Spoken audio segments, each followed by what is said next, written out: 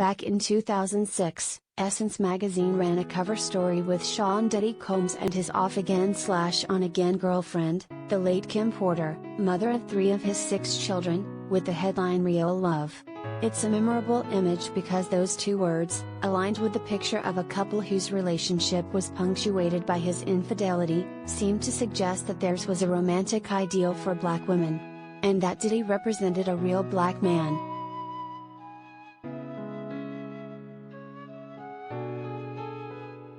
That interview came to mind after watching King Richard, the heartrending and wonderfully acted family drama that traces tennis icons Venus, portrayed by Sanaya Sidney, and Serena Williams, Demi Singleton, record-breaking ascent.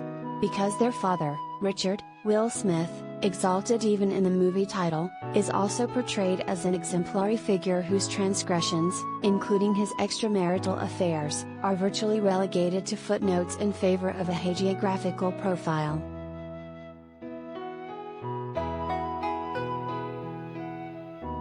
In fact, the way director Reynaldo Marcus Green and screenwriter Zach Balan balance Richard's many strengths with his far less notable flaws becomes a delicate tap dance throughout the film's 2-hour-plus runtime. Though many fans might crave another story about the Williams sisters, King Richard makes it clear from the beginning that their father is the protagonist, and a large reason for their success.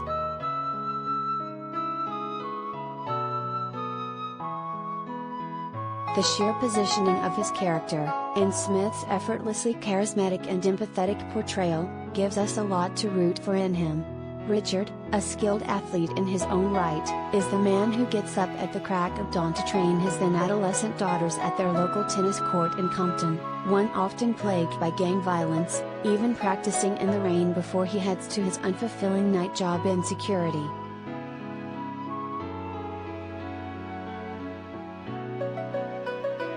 Richard is also the person who hustles his way in front of renowned coaches, like John McEnroe's Paul Cohen, Tony Goldwyn, to advocate for his girls' undeniable talent.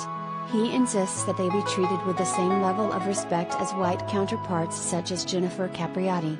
So, of course, whenever Richard affectionately asks Venus and Serena who their best friend is, right on cue they warmly reply, "You, Daddy."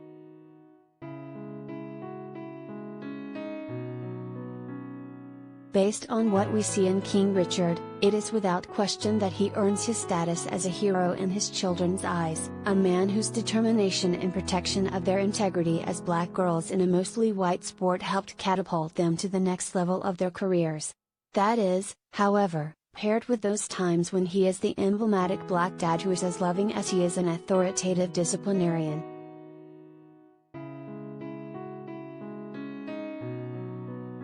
Like when he forces his daughters, in addition to Venus and Serena, Tunda, Michaela Lachey Bartholomew, Aisha, Danielle Lawson, and Landrea, Layla Crawford, to rewatch a classic film right after it goes off because they can't come up with its lesson when he asks.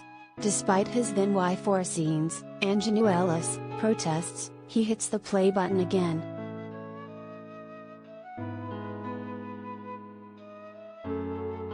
There are many moments like this in King Richard, when he is simultaneously presented as a man to be both feared and respected, even by Orsine, who is not his child but someone who is supposed to be his equal.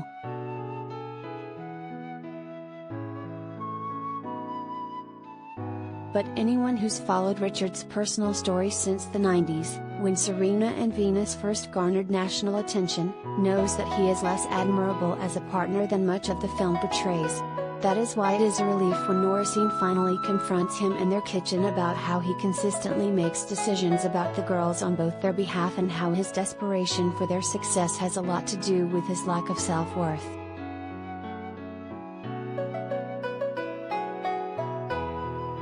Through Ellis and Smith's shattering performances, we witness a woman compelling her man to look at her and what's really going on in their relationship for perhaps the first time.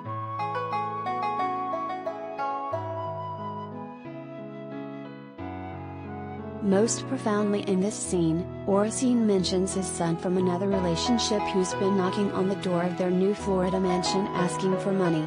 It's an acknowledgement thrown out in a fit of rage in the middle of a heated argument, but it is necessary if only for authenticity's sake.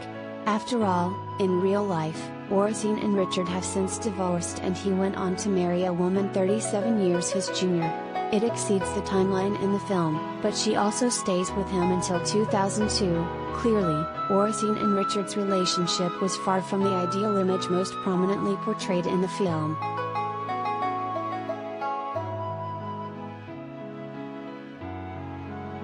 Still, this argument only results in Richard taking a deeper look inside himself to recognize the error of his ways, leading to a beautiful moment between him and Venus on a tennis court.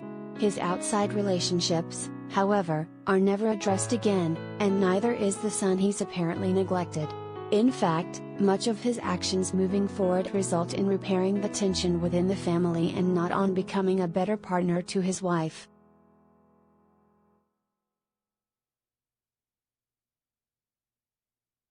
It's as if to say that now that he is an improved father, that somehow automatically means he is a better husband and no longer must account for the things he's done outside his marriage that have hurt his wife. And that they need not be discussed again. It's an awkward narrative thrust that isn't entirely earned. But, hey, it does make for a good inspirational family film.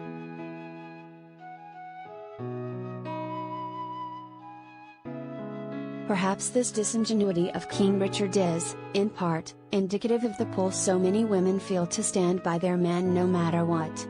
When Oracene first appears in the film, she's nursing Richard's wounds when the bullies in the park beat him up. She's trying and failing to insert her voice as a deciding factor in their household.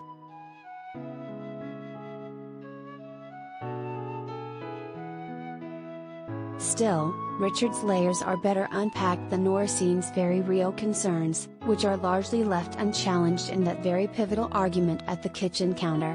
While it's remarkable to see a black male character given such nuance, it makes you wonder, if the genders were reversed and these were Oracene's infractions, would she be given the same treatment?